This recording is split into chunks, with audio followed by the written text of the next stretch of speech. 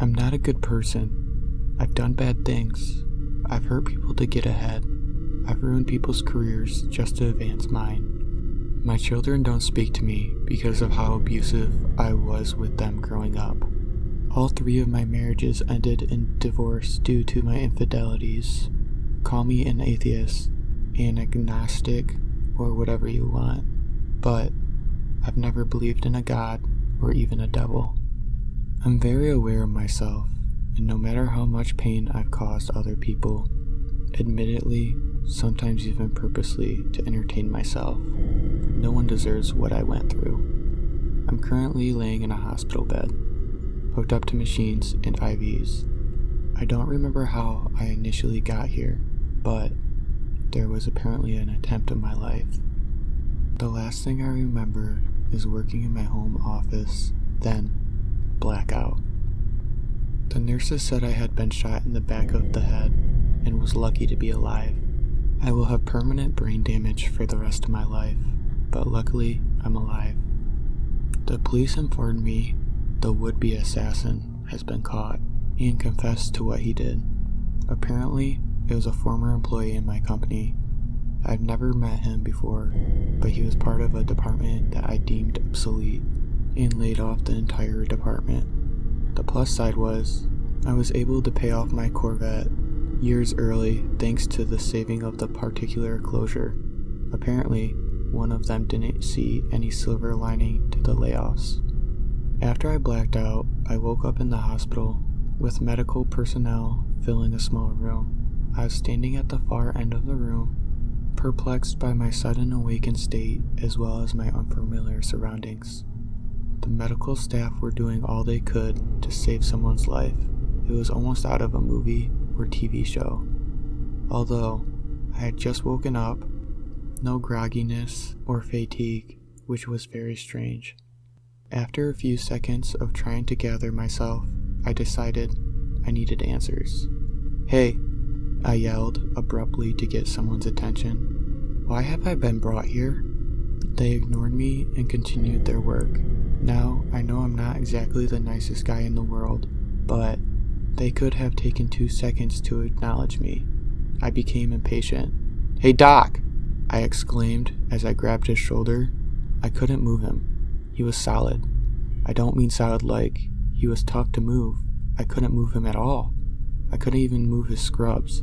I felt every ripple of his shirt as my palm pressed it. It was almost like it was made of a plastic or metal. I pressed again. Nothing. I pressed harder. He didn't budge. Something was clearly not right. I tried getting the attention of everyone else. I yelled at them and pushed them. I even tried slapping one of the doctors on the back of the head. I felt my hand hit, but it's as if he was wearing a helmet. Not one strand of hair budged. "What the hell is going on here? Somebody answer me!" I screamed, feeling a bit more panicked. As they continued their work, I looked down at the patient they were hastily trying to save. It was me. I was watching these people try to save my life. My eyes widened out of fright at the realization of me having some kind of an out-of-body experience. I stood, frozen, as I watched them. I was a complete deer in the headlights. After a couple minutes, I began pacing in the room nervously as they continued their work. I heard a voice come from the doorway. "Hello," the whispered voice said softly. I nervously looked towards the direction of the almost seductive-sounding voice. It was a nurse. She could see me. She was beautiful. She smiled at me, giving me almost a sense of relief and warmth. I shakenly replied, "Hi," I said, hoping she would volunteer to clear up my confusion. "Come with me," she said with a grin, motioning me to follow her with her hand while walking away. I did just that. I took one more glance over my shoulder at my body and began to walk out the door. As I exited the room, I looked to my right in the direction she had walked. She had already made it a good 20 feet ahead of me. I began walking quickly to keep up. "Ma'am, slow down," I beckoned. "You're walking too fast. I can't keep..." The hallway was getting noticeably darker as I walked. I looked behind me. The ER room I came from was gone. The doorway was now just a wall. No yells from the doctors and nurses. It was dead silent. The dark hallway seemed to go on without end. I looked in front of me again. "Hello? Nurse? Where are you?" I yelled as loud as I could. "This way, hun," her seemingly disembodied voice said from the darkness. I walked and walked for several minutes. Blank, empty hospital walls were all that greeted me as I made my way further into darkness. No more doors, no pictures, no people. The hallway became darker and darker with every step. "Almost there now," the nurse said from the darkness.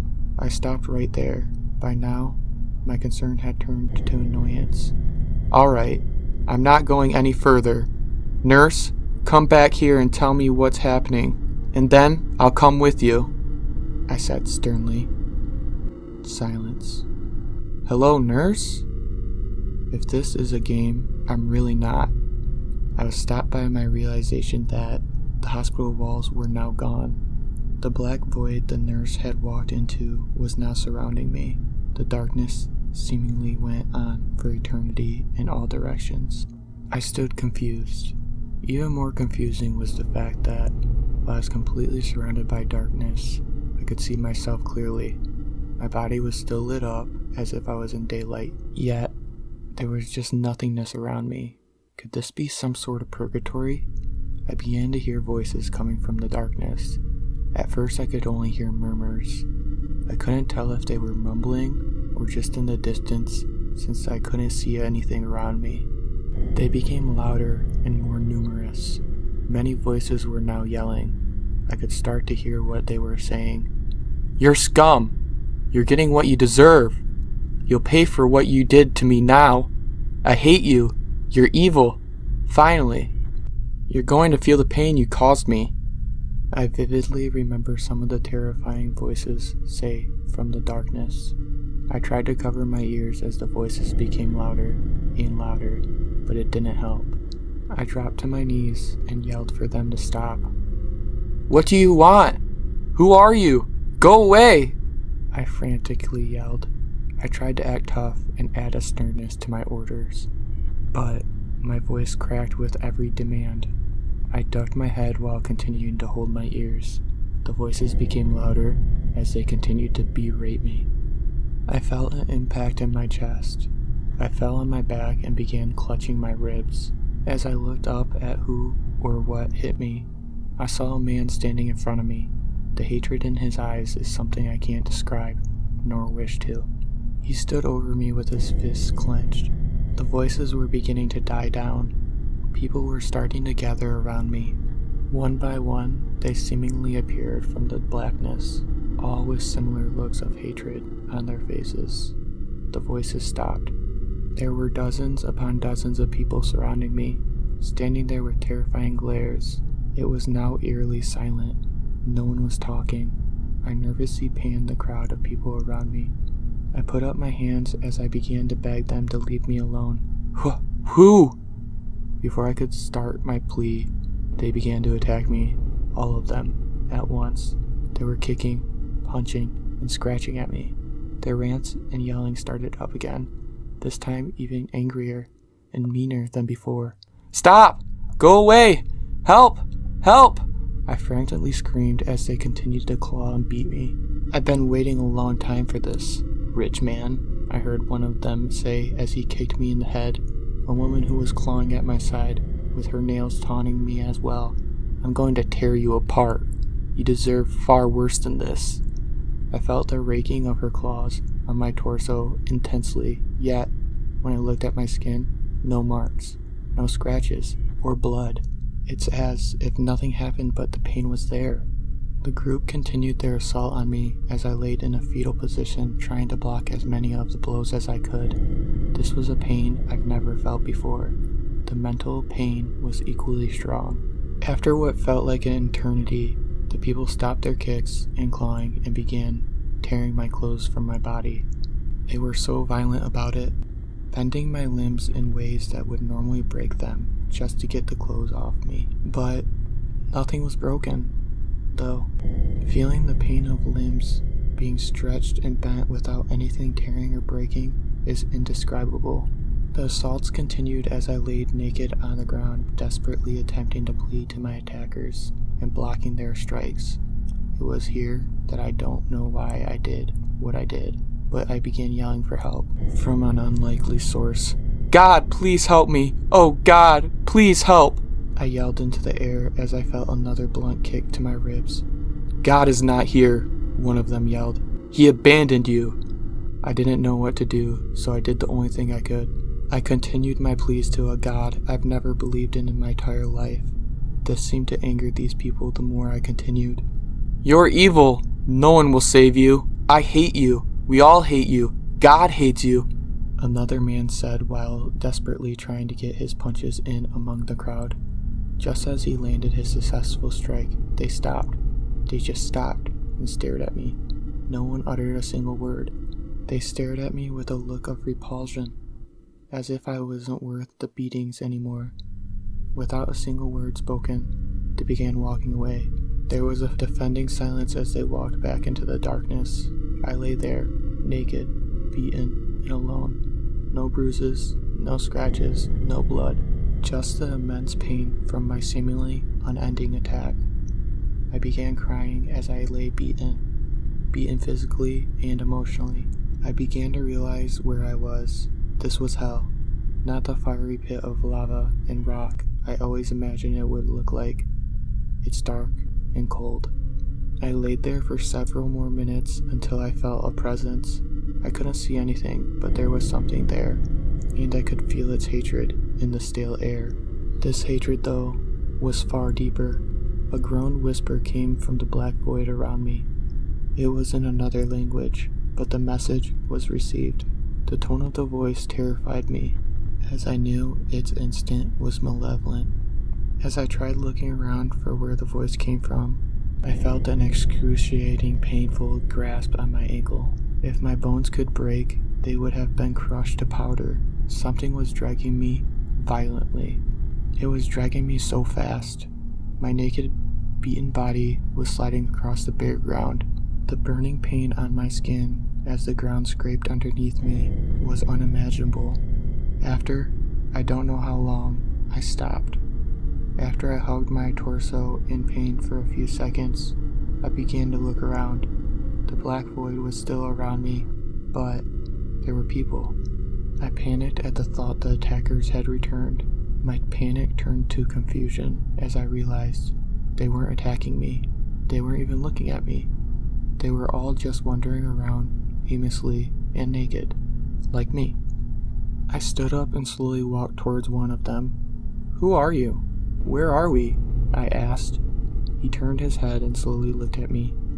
He had a look of confusion on his face, as if he was confused as to why I was speaking to him.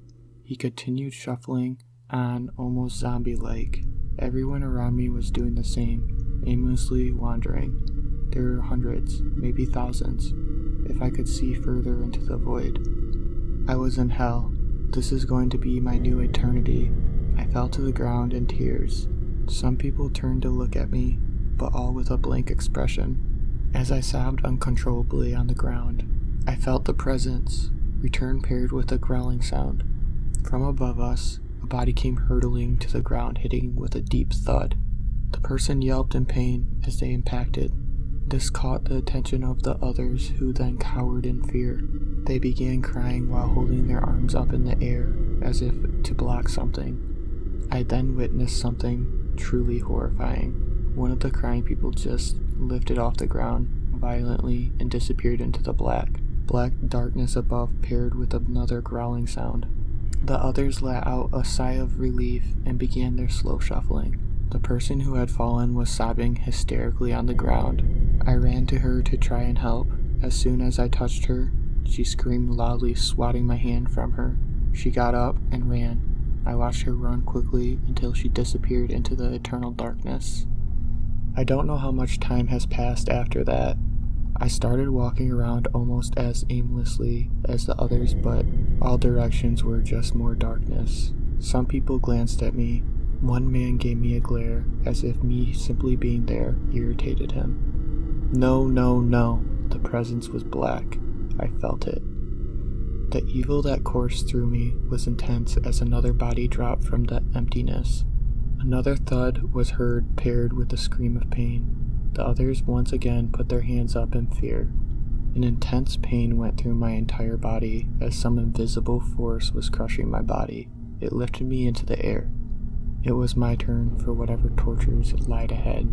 I could see the scared people below me become smaller as I was lifted higher and higher. The grip around my body was so tight and so painful. I began crying in defeat when, from the emptiness in front of me, I heard a voice. "Is he going to be okay?" A familiar voice said. "It was my daughter. What is she doing here?" I yelled to her. I screamed for her help. "Stephanie, help me! Help me!" My voice started to shrivel as the immense pain continued through the entirety of my body. "I love you, Steph. I love you so much," I continued as I sobbed. I began to feel tired, exhausted. I don't know how to explain it, but I passed out. I awoke to more voices around me. I felt a sense of panic as I opened my eyes. My body was too weak to move. I looked up in fright. It was Stephanie, and she was smiling at me. "Dad, can you hear me?" she said quietly. I nodded with a frightened look. "Dad, you're going to be okay. You were shot, but the doctors were able to remove the bullet. They saved you," she said in a much-needed loving tone. It took a full day before I could speak coherently. The bullet had lodged itself in my skull just enough to put pressure on my brain. If the doctors had made one screw up, I would have died. I've been in the hospital for 4 days now. Every day, I think about what happened to me. Was it truly hell? Did I get a glimpse into eternal damnation that awaits me? Or could the pressure on my brain have caused a hallucination? Whatever the explanation is, the horror I experienced was truly terrifying. The short time I was there was so scarring. I can't imagine an eternity of the same pain. They say I flatlined for a full minute. If all of that, everything that I saw and felt could happen in just 1 minute, I'm truly terrified of what's in store for me when I die again.